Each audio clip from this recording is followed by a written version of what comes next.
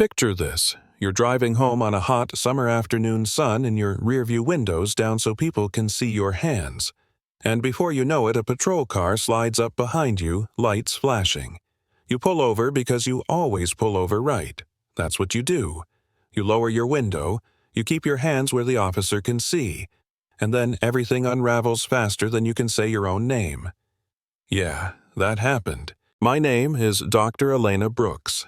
For 12 years, I worked in the Civil Rights Unit, quietly, methodically making sure the people who wore badges didn't forget they were supposed to protect the rest of us.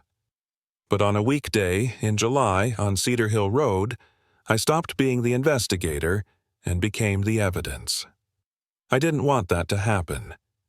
I drove through the precinct to observe patterns, nothing official, just a regular day on a not-so-regular beat, and in minutes I was on my knees on asphalt that felt like a skillet, hands zipped so tight my fingers went numb, a 7-year-old kid across the street, watching his mom explain away what was happening as if it were a movie. Act 1. The Hook, a small moment with huge consequences. Officer Mark Harlan stepped up to my window. No greeting, no, "How do you do?" Just a hard, clipped demand, license and registration. I turned my head, said calmly, "My registration is in the glove compartment. I'll reach for it slowly. Is that okay?" He lost it. "Did I tell you to move?" he barked, and that was the last time normalcy had any claim on the afternoon. He ordered me out, slammed me against my own car, and then, like some rehearsed ritual, told me to kneel on the road. "Get on your knees, lady," he said. The words were casual, like he was asking for directions. The heat seared through my slacks, and he grinned as if it were entertainment. No one helped. A woman filmed on her phone while sipping iced coffee. Teenagers circled by on bikes. A man with a dog hurried his steps like the whole scene was on mute. Officer Harlan made a call, laughed about dinner, treated my pain like a punchline. The people who should have been alarmed barely blinked. That silence.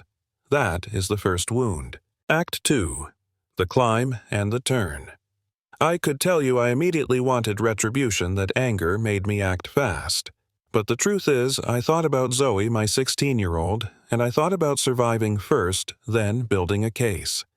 Survival first, justice second. I memorized the badge number, noted the timestamp on his body cam, listened to every word like a lawyer collecting evidence in real time. Later, at my kitchen table at midnight with chamomile cooling on my desk, I opened folder after folder. 39 prior complaints, patterns in the data, the same compliance tactic logged over and over, the same demographic skew. Names, stories, wounds. We didn't charge forward like vigilantes. We built a map. Statistical analysis showed what feelings suspected. Of Harlan's 39 recorded compliance orders, 35 were against Black or Latino residents in a district that was heavily majority white. Patterns are stubborn things. Numbers don't care who they offend. Witnesses agreed to testify, except one young woman, Rosa Delgado, who had been forced to kneel on a highway median months earlier. She tried to come back, but the trauma was too deep. Some people can't relive it, so we spoke for them. We filed suit. The courtroom felt like a pressure cooker the day the footage played. Dashcam and bodycam uncut, and for 4 minutes and 37 seconds the jury saw the truth that 100 statements couldn't hide my hands on the wheel. My voice soft and clear, asking permission. His voice spiking like thunder. Me kneeling, the asphalt steaming, him casually scrolling his phone while I burned. The jurors watched him order me to kneel, heard his "get down, girl," and then saw him laugh about tacos on a call. You watch that, and you don't just see cruelty. You see entitlement. Then came the twist I'd planned, quiet as it was terrifying, a quiet boardroom moment in the middle of the trial, when, with all eyes on me, I stood and said, "I'm Dr. Elena Brooks. I'm senior counsel with the Civil Rights Unit." A ripple passed through the gallery like a gust of wind. His face drained color. For months, we'd been investigating that same precinct. I was there not as a random driver, but as the person whose daily work uncovered patterns of abuse. He had made himself Exhibit A. The drama in court was cinematic and cold. His partner, Officer Maria Vega, who had been the backup that day, testified softly that she'd wanted to stop him to tell him to let me go. She remembered saying, "Mark, maybe we should," before he cut her off. She told the jury he used that kneeling tactic routinely. She said the faces had names, the names had pain. Her voice broke when she admitted she'd been silent then, and that she was telling the truth now because silence had a cost too. We didn't need fireworks. We needed the slow, grinding certainty of facts, timelines. Voice levels on audio recordings showing his shouts hitting 90 decibels while my voice never rose above conversation frames showing the registration was valid. The statistical analysis from an expert who said the probability of Harlan's pattern being random was effectively 0.